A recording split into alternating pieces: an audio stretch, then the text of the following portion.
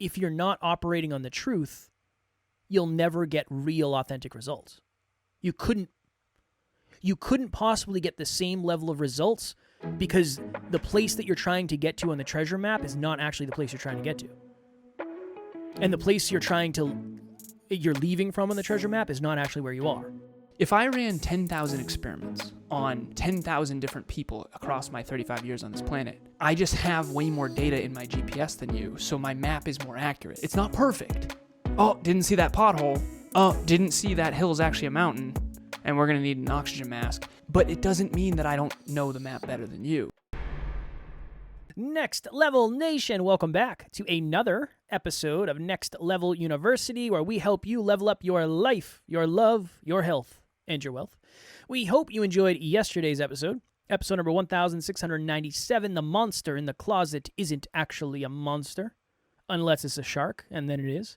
Today, for episode number 1698. Or a snapping turtle. It is Freestyle Friday. Do I have anything on my mind for Freestyle Friday? Not really. And the reasoning behind it is we are doing 14 episodes today as of the day of recording this. So all of my ideas are out on paper. And they have been created as future episodes. One thing that I am growing through is, as you have heard, Alan and I are trying to figure out who we are, always. And I think we're kind of always going through that. I don't think having an identity crisis is a bad thing anymore. I used to think it was. I used to think it was indicative of something negative. Now I think, I don't know, I don't really think it's a bad thing because it probably means that you're growing or you're valuing things differently or things are changing. And I don't think that's a bad thing anymore. What are your thoughts? Well, here's a question. Can you grow and evolve without an identity crisis of some kind? Maybe it doesn't have to be a crisis, but... Identity challenge? Yeah. Probably not, because when you grow and evolve, your identity has to catch up to the new person you're becoming. Mm-hmm. As long as it's going in the right way. Can we talk about why does it even matter? So... Never. No. Can't talk about it. When you said you don't know what you want to talk about or what you're going through or growing through, one of the episodes we wanted to do on the lineup of the 14 episodes, and for all the listeners on this journey with us for a long time, you've seen us grow and evolve over the years, particularly lately. We've been very much leaning into who we really are. That's why we had that healthy discord on the last episode about rationality and numbers versus emotion. And how do you sync them up? We all have both. How do you know when to let emotion drive, when to let rationality drive? And we did a monthly meetup recently where we had a pendulum on the Canvas slide, and it was about money. And on the far right of the pendulum was emotional decisions, and on the far left was rational decisions or logical decisions. And how we think optimal is actually in the middle. You can't be a robot, nor should you. It's a good way to have terrible relationships. But you also can't be wildly emotional about every decision, because then you're going to be very irrational, and then you're going to let your more primitive motives drive, and then at the expense of your own future. So when I said, can we talk about this, in our 14-episode lineup, one of the things that I wanted to talk about that didn't make the cut was... How dare you? How dare you take the behind the scenes and bring them to the front? I always do. Is... why does it matter to think accurately about yourself? You had a really cool analogy 2 episodes ago or 3 episodes ago where you talked about how a client asked you, hey, Kev, why does self-awareness matter? Wasn't a client a podcast, maybe? Podcast? Yeah. And you said, imagine you're trying to get to a destination and your car breaks down and you don't know how to fix it. That's kind of like trying to get to your goals and dreams without knowing how you work and why you work that way. So if you know how a car works and why it works that way, you can fix it, assuming you have the resources. And I think that metaphor is excellent. I think it's incomplete. And the reason you see, if you're on YouTube, you see Kevin's reaction. It's so funny. Oh, it's incomplete. I think you have to be accurate about three things. I've talked about this before. You have to be accurate about self, accurate about human beings, and accurate about the world. You have to know how you work and why you work that way. You have to know how human beings work and why they work that way. And then you have to know how the world works and why it works that way. And so in my coaching, I'm always trying to assess which one's the bottleneck. So for you, Kev, you knew yourself pretty well, and you knew human beings pretty well, even better than me in many cases, to be honest. But you didn't know how the world worked. You didn't understand how companies ran and what P&L statements are and how the economy runs and all that kind of stuff. So for you, we had to go to work on that part. And for me, I didn't understand how other people's perception, I didn't understand very well, and then myself as well. So for me, it was inner. For you, it was outer. Obviously, it was both. It was both. So the episode essentially is, why does accurate thinking actually matter? Because that's all we're ever doing. Every Discord you've ever heard or debate you've ever heard on this podcast between Kevin and I has been sharp minds sharpen one another.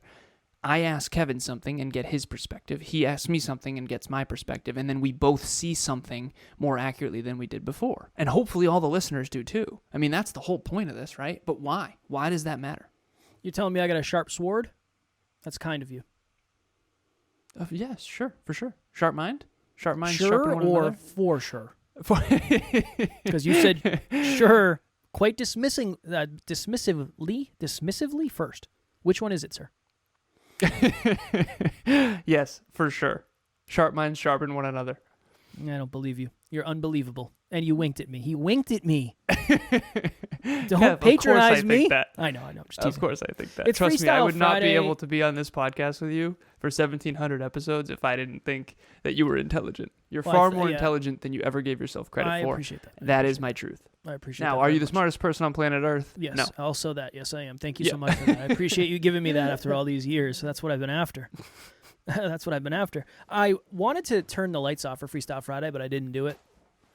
I'm sillier on Freestyle Friday. I like it. I like Freestyle Friday. All right. What was the question? Why is accuracy important? Yeah. So, yeah. I often joke with my clients. I say, everyone says, I created a core value of mine called candor, and I define them. They're all in my desktop background. I've changed them several times. Again, speaking of identity changes, I keep changing and evolving as I grow, and candor's my third one. As a matter of fact, let me move my StreamYard for a second here. Okay, candor, a deep belief in the constant pursuit and expression of objective truth. And so a lot of people talk about their truth, standing in your truth. That's what vulnerability is. That's what authenticity is. That's what integrity is. But there is an objective truth. I remember one time I was with Emilia and she's like, well, everyone has their own truth. And I say, yeah, but there is an objective truth. She's like, well, what do you mean? I said, how many phones are on that table? The answer was 2. Or how many calculators were on that table or something like that. I think it was phones first, and then we went to calculators. She said, well, technically 2. And I was like, what do you mean technically? And she said, well, it depends how you look at it. Because the iPad can act as a phone, and the iPad happened to be on the table too. So it's like, no, there's only 2. Now, if you've ever been frustrated with an engineer, everyone out there listening, please think of a time when you were talking to an engineer and you just wanted to... Hold on. When would that happen? I think a lot of people get frustrated with engineers. When does a person talk to an engineer? I'm out here building bridges and shit on the weekend? Call up my engineer friend and say, hey, what do you think of this?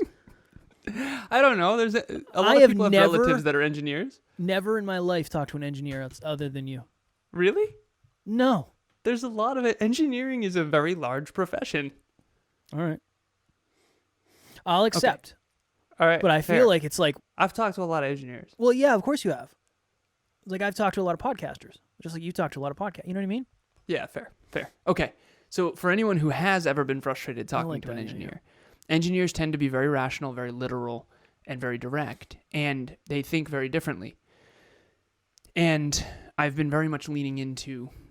Kevin and I went to an event one time, and we took this personality test that I don't know how much I believe in this personality test, but it came up where I'm a mechanic, which is essentially the engineer.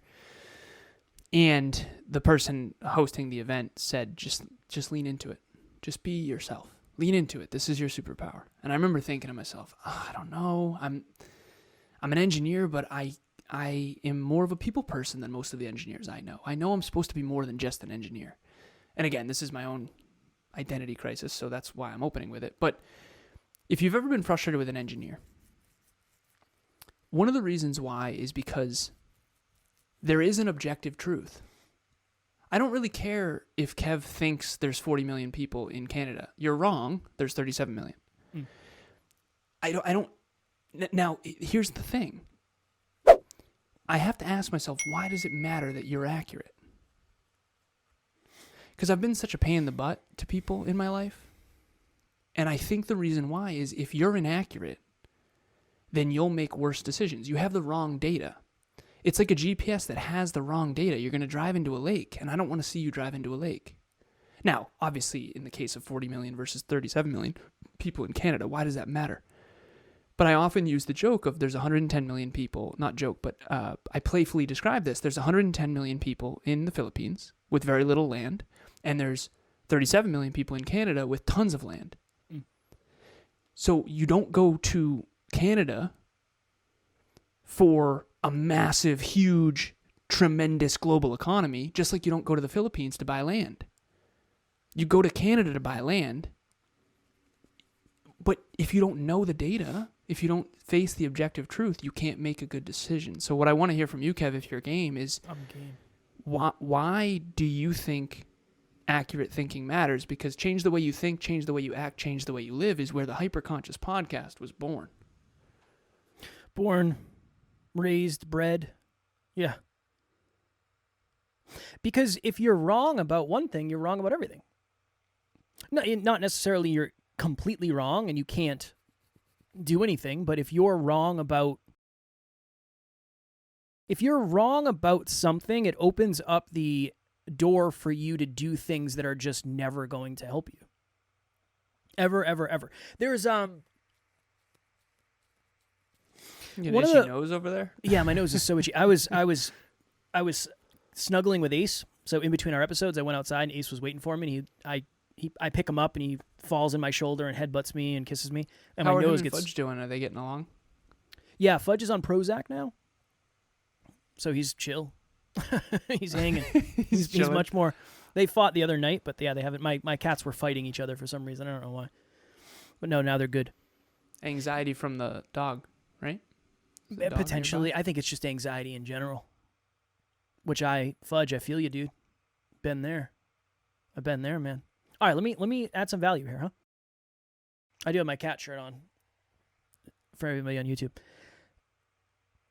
When I was thinking of this when I was peeing, because I have my best thoughts when I pee for some reason. Might be too much information, I apologize, but it is true. Where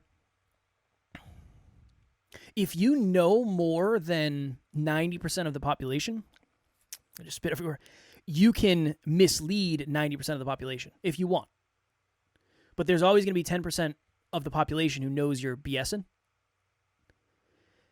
The problem is, if you know more than most people and they don't know you're wrong, you can really take people off the path. There are a lot of people on social media that have built careers on just misinformation. In the health space, in the business space, whatever it is. So the problem is when you open up to something that is untrue, you go further down the path of what is untrue because you think it's not working because you haven't found the right thing yet, when in reality you just haven't found the truth yet. Mm-hmm. That's the best example I could possibly give. Slim Fast shakes are nothing special. They just are meal replacement, and if they have less calories than you were going to eat in your meal, and it's the right amount, you're going to lose weight. But I've been saying this for years, where I could create Kev Fit shakes, that they're meal replacement shakes, and they're high in protein. What's the promo code? Kev Fit 59? Kev Fit 1989. Nice. Yep. Nice. 20% off with my only that code though. It's not that I know anything that you don't. It's that you're replacing calories with a shake instead of a steak dinner, so you're going to lose weight. The truth of the matter is, Slim Fast is no different than these other diets.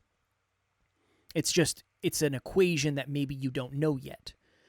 What's another good example of that? I mean, there's a million. Anything in health can be dangerous because if people aren't telling you the truth, you're going to make a decision based on getting a result that you want, not getting it in the right way. We did an episode recently on, it was like the number one lesson that I've learned, or one of the most powerful lessons I've learned from a book or something. And it was people are searching for certainty, not accuracy. Certainty of, oh, that's why my relationship failed. You want to know the irony in that? Please. The only way you get certainty is by accurate thinking. The only way you get true certainty. Yeah. But yeah. That's not necessarily... Yeah. That's harder to get. It's the same thing as ignorance is bliss. Like, well, ignorance can feel like bliss until you wake up one day and life hits you over the head with a brick. And then you realize, oh my goodness, if I knew this in the past, I wouldn't have gotten to the place I'm at. Mm-hmm. The simplest answer I can give is because if you're not operating on the truth, you'll never get real, authentic results. You couldn't possibly get the same level of results because the place that you're trying to get to on the treasure map is not actually the place you're trying to get to. Yeah, exactly. Yep. And the place you're leaving from on the treasure map is not actually where you are. Yep. I think it's just that. Imagine Kevin and I drew every listener a map. Here's where you are. Here's the treasure. X marks the spot. And here's the terrain, mountains, lakes. And you got to bring a shovel and tools, and there's caves, so you need a flashlight. We give you all the tools. We give you the map. Good to go. But what if your self-awareness is off, and therefore where we thought you were is different? And what if when you get there, the pot of gold at the end of the rainbow, so to speak, is actually full of your deepest fears, snakes, spiders, snapping turtles, sharks, whatever, the 4 S's. And what if along the way there's actually rivers, not lakes, and the river is freshwater, not saltwater, and you prepared for saltwater again? I don't know anything about any of this. But the point is, that's how it feels coaching people. They come to me and they say, well, I want X, and I am going to do Y and Z. And I say, what you think you want is X, what you actually want is Y, and where you really are is Z. And if we don't adjust that, you're jeffed. And I'm not making this up. This isn't my opinion. It's based on data. So, like, the scientific method is, I've spent my entire life, particularly in the last 9 years, but my whole life, my whole adult life, studying human beings, studying the world, and studying myself. So I just have more data. I know what works and doesn't work more when it comes to business success, achievement, fulfillment. Why? Because I have just studied it more. I have more data. I have more. If I ran 10,000 experiments on 10,000 different people across my 35 years on this planet, I just have way more data in my GPS than you, so my map is more accurate. It's not perfect. Oh, didn't see that pothole. Oh, didn't see that hill's actually a mountain, and we're going to need an oxygen mask. But it doesn't mean that I don't know the map better than you. And so, but it's hard to presuppose that. It's hard to presuppose that someone else knows the map better than you. And then on top of that, there's so many people that are claiming to that don't. Well, I think we should just assume they don't know. But that's dangerous because then you never get a mentor. Yeah, but prove to me why you know what I don't know. Not you. But you know what I mean? NLU listener, what is happening? I just wanted to jump in here and let you know, if you want to get to the next level faster, we have a free virtual monthly meetup at the first Thursday of every month, 6 p.m. Eastern Time. You can connect with like-minded people and become a bigger part of this amazing global community. The link to register will be in the show notes. I feel like, I don't know, we've done many episodes in the past of what to look for in a mentor. Like, how do you know? And now it's harder than ever. I know. It's harder than ever because I could just go buy a social media account with 100,000 followers and I could go rent a car and then here you go. Look at how successful I am. So many of the people that we know have done that. They've bought followers. They've bought accounts. They've bought... And It's hard to know. I think intuitively we can tell. I don't know. I It's wonder. like, this person seems a little full of it. Well, by But the I've time also been you, hoodwinked, so it's easy for me to say now. By the time you take what they teach you and then you go do it, it's so long before you realize it doesn't work. I know. And then they're on to the next town. And then, and then how do you know that it didn't work and you just didn't stop too soon? That's or fair how do too. you know that you did the recipe right?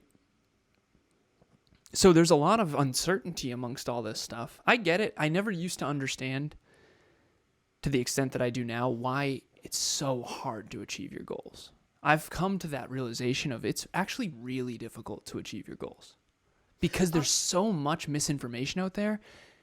Go ahead. I was going to say, it's different now too. I went to the doctor's. What did I go to the doctor's for? I went to the doctor's for something recently, and I drove by a school, and I saw this really nice truck in the school. And I don't know if it was student parking or faculty parking. I don't know.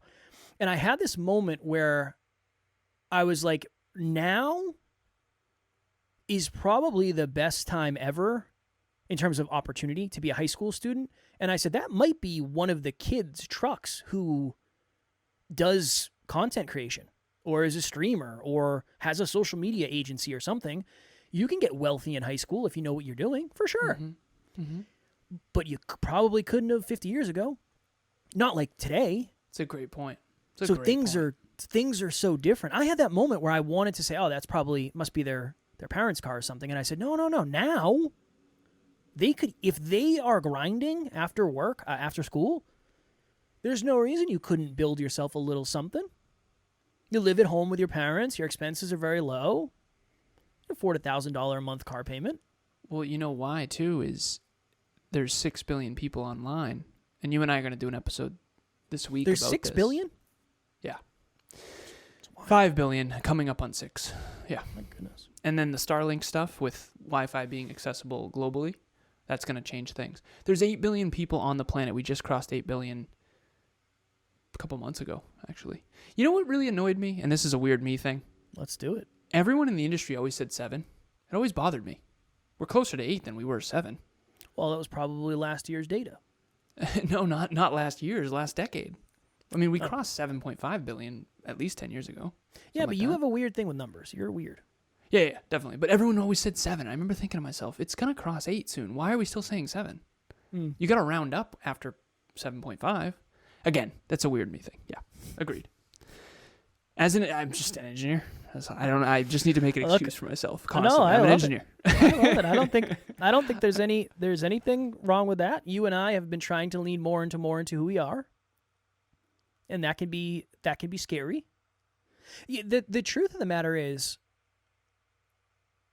I don't want to say I'm not for accuracy as much as you are, because obviously I am.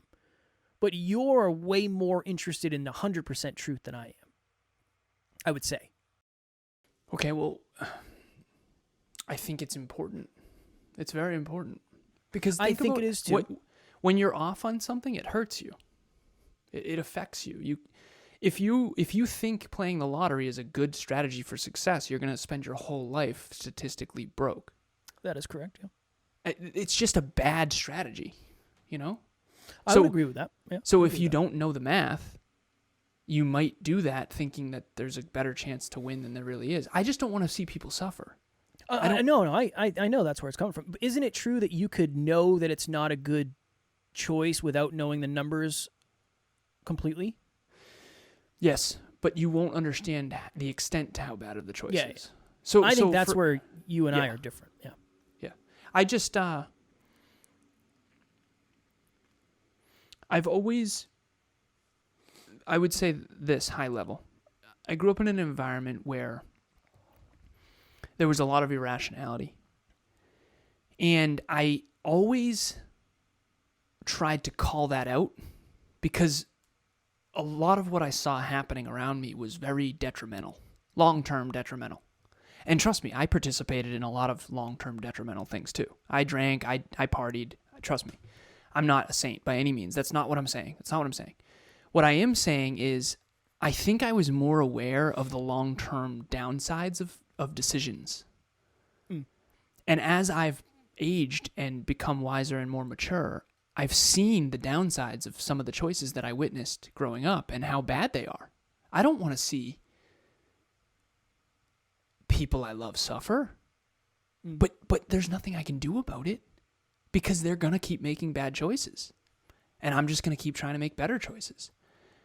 And the difference between a positive choice and I'll say a constructive choice or a destructive choice is awareness.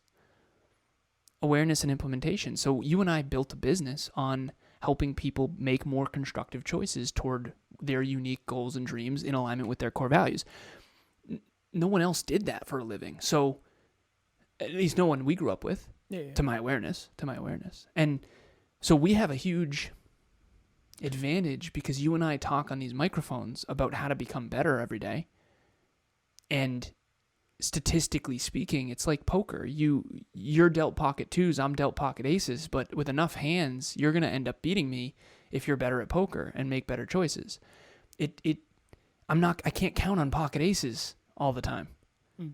And over time, even the best poker players in the world, it evens out where no matter how bad your hands are, eventually you start getting on the positive end of winning because of the way you play the hand. And so we're all dealt cards. Some of us are dealt really bad cards, and some of us are dealt really good cards. But statistically over time, you can play poker better and better and better and better by learning the game. And with life, it's just infinitely more complex. This would be a good question. We'll get out of here. You used to go to the casino often? I'm going to guess something. Huh. You ready? Not super proud of this, by the way. I was going to say, how you feeling right now? I could go anywhere. No. You ever play slot machines, yes or no? No. Because you know the odds. Yeah, no. Yeah. I never even played blackjack on the video machines. You know how... Okay, so let me share this quickly. Thank you for asking. I used to play blackjack at $5 tables, and I would put the odds in my favor by not only counting cards, but also by... I had enough money to double down, so you had to beat me 13 times in a row to win. They have a limit so that you can't keep doing that, because the odds of you beating me that many times in a row while I'm counting cards are astronomical. So I always get that wrong. Is it astronomically low or astronomical? I think astronomical, does that low. mean big? I think it means large. Okay, so then the odds of you beating me that many times in a row, I think it's 7 times in a row. I think if it was 13, you wouldn't be able to actually beat me.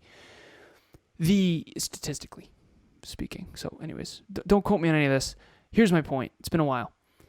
I would count cards and I would play at the $5 tables because if you beat me, I'd then just bet 10. Right. And then if you beat me, I'd bet 20. And then if you beat me, I'd bet 40. And then if you beat me, I'd bet 80. And if you beat me, I'd bet 160. And if you beat me, I'd bet 320. One time I got to 640 and they beat me. It's like, whoa. I had to go back to the ATM, man. I've never had an L like that. I went to the casino more times than I'm proud of. I've lost one time. But I lost big. And again, big. $3,200, whatever. But the point is that it was the L that bothered me. It wasn't the money. I had more than enough money. 3,200 is an L, though. That is an L for sure. That was an L. I wanted to walk away, never having lost, so I ended up taking a huge L. But the point of this whole thing is I never played the video machines.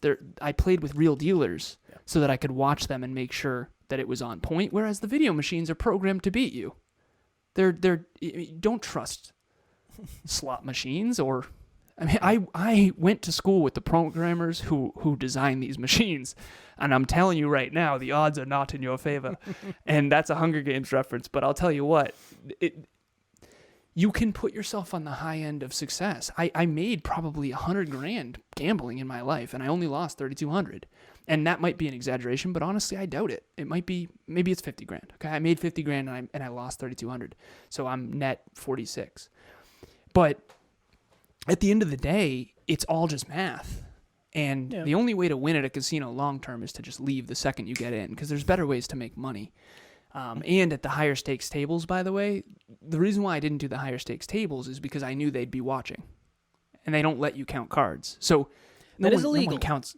no one counts cards at a $5 table. You know what I mean, man? It's not even worth my time. I could make more per hour just doing something else. But at the end of the day, I my past was weird. Well, I think that's a really good example of accuracy. That's the reason I asked, because if it's almost like, if you're gonna go to the casino and try to make a boatload of money, don't do this, this, this, and this. Do this. If this happens, then do this. There is an ideal order of operations when it comes to that. Mm-hmm. But that's all accuracy, and I think that's just this is the weird thing, though. There's a guy I don't know if I think I follow him. You want to grow on Instagram, this is a great way to do it. Just do something every day and say, today is day 1 of, day 2 of, day 3 of. There's a guy who bets 10 cents per Instagram follower on blackjack. And he has 1.18 million followers. So $118,000 bet. Whoa. He's won over $1 million. Nice. Do you know the odds of that? Of winning as many times as he has? So, and if he knows how to play, it's on video. It's on video. This isn't in person. This is all digital. This is digital poker? Digital blackjack? Yeah. No It's kidding. Somebody said they calculate, and again, do I believe they've calculated it? But out of the hands he's played, he's won the majority of them, because he's won over $1 million in the last 40 days or something. Yeah, but it's not hard to win $1 million when you're doing it every day with 118 grand. You know what I mean? Well, but he loses. Yeah, fair. But he's not net 1 million. What do you mean? Is he is he in the green 1 million? Yes. Meaning he won 4 and lost 3? He's in the green. Yeah. His profit is $1 million. Nice. Cool. His profit Well, then is he's $1 million. very good at the game. But and this is my ultimate thought, though. If you followed this dude, you would be like, yeah, I'm just going to do that. I'll just do that every day, and then I'll be no, you will not. You will not be a millionaire. Statistically, you will lose all your money. I don't know how he's gotten to where he's gotten. I don't know if there's some shenanigans going on. But that's why accuracy is, because I had that moment. Where what is it? The video, the website's paying him to. Possibly. Can you imagine? No, Dude, that's happening. Yeah, that's happening. You think that's happening? Not necessarily with him, but that's definitely happening with certain places. 100%. Oh, that's brutal. It's been proven. The free marketing, right? Yeah. But imagine if, because I had a moment where I was like, I should really be playing video blackjack more. I mean, I feel like this is a pretty lucrative opportunity. This guy's hitting every day. No reason I couldn't do that. Yes, you can. You can try, and you're probably not going to be successful. All right, we got to go. We got to get out of here because we're going to go off the rails. One last thing. Quick, I'm going to go really fast. Yeah. You ever see a magician? You ever go to a magic show? I've never been to a magic show because I know magic isn't real. You're right. It's not. Magic isn't real. Yep. But the illusion of magic is. Yes. When you go to a magic show and you see a magician do something that looks amazing and it's magnificent, there's always a trick that is hidden beneath the curtain that you don't know yet. And when you learn that trick, then you can replicate the result. After years of perfecting the skill. And so that's a good way to think of success. When you see something on social media, it's either real and there's a trick that you don't know, or it's actually just entirely fabricated and it's just a show. And you got to be very careful and try to figure out what's a show versus what's real. And then if it is real and you think it's real, hopefully you believe NLU is real and the Conscious Couples podcast is real and all that stuff. Then you got to go and learn from the magician and ask, how are you guys doing this? If you coach me one-on-one, I will tell you how we're doing it. I'll tell you exactly what we're doing and how we're doing it. And no fluff, no nonsense. It will be transparent, directly from my engineering brain of this is exactly what did work. This is exactly what didn't work. This is exactly what I believe will work. This is the mistakes that we made. This is the things we're doubling down on. This is what I think you can do if you want, but it's brutal.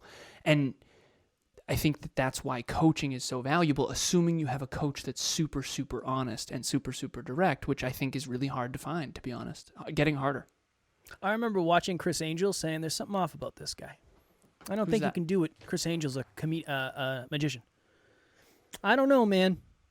I don't believe what you're doing is real. What does he do?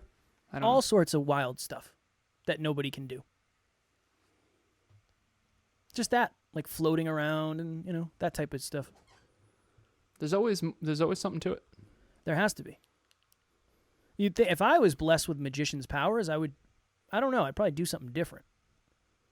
Like, you know, maybe solve world hunger or something with my magic, not float around on stage in Las Vegas.